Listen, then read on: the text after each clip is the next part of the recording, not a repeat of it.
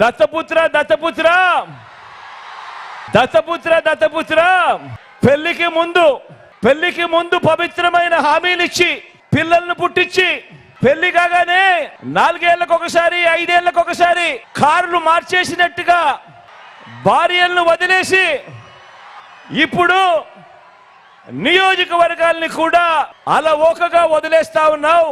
ఏం మనిషివయ్యా నువ్వు అని చెప్పి ఆయనను అడిగా. అందుకే దత్తపుత్రుల్లో కూడా ఈ మధ్య కాలంలో బీపీ బాగా కనిపిస్తా ఉంటది. అయ్యా దత్తపుత్ర, ఒకసారి చేస్తే పొరపాటు, మళ్ళీ చేస్తే దాన్ని అలవాటు అంటారయ్యా దత్తపుత్ర.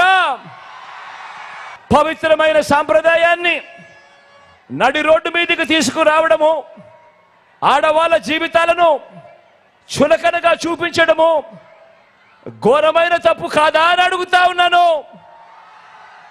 ఇది నేను అడిగితే తప్పు అట.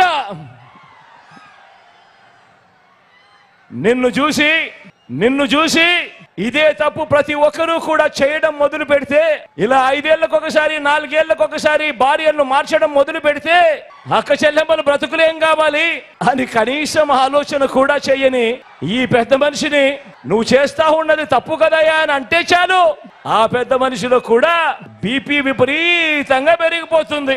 ఇలా ఇలా ఇలా ఊగిపోతా ఉంటాడు. చేతులు ఊపేస్తాడు, కాళ్ళు ఊపేస్తాడు, తల ఊపేస్తాడు, అన్ని ఊపేస్తాడు. ఎవరన్నా సరే, ఇది నిన్న కూడా జగన్ మాట్లాడుతా భీమవరంలో నేను కూర్చొని మార్చేసుకున్నానంట. భీమవరం నుంచి మార్చానంట. ఏదైనా మాట్లాడితే కూర్చోబెట్టి వ్యక్తిగతంగా మాట్లాడతాడు. ఏ రోజన్నా సరే జగన్ గారి సతీమణిని నాకు అంటానికి ఎంతసేపు పడుద్ది? పెళ్ళాం అనే పదప్రయోగం వాడతామా మనం? అసలు ఈ దిగజారుడు ముఖ్యమంత్రి దిగజారిపోయాడు. నేను నిన్నే చెప్పాను, పొద్దున్న ఇందాకే చెప్పాను, ఇతని మీద ఎలక్షన్ కమిషన్ కంప్లైంట్ చేయండి, దిగజారిపోయేలా మాట్లాడుతున్నాడని. కాదు, పెళ్ళాం అనే పదప్రయోగాన్ని మనం మాట్లాడతామా? అసలు ఆ స్థాయికి పబ్లిక్ డిబేట్ ముఖ్యమంత్రి అతను ఏంటో నాకు అర్థం కాదు. మీరు ఆలోచించండి ఒకసారి. అరే, సొంత చెల్లికే గౌరవం ఇవ్వనివాడు, సొంత చెల్లి వ్యక్తిగత జీవితాన్ని రోడ్ల మీద పెట్టేవాడు.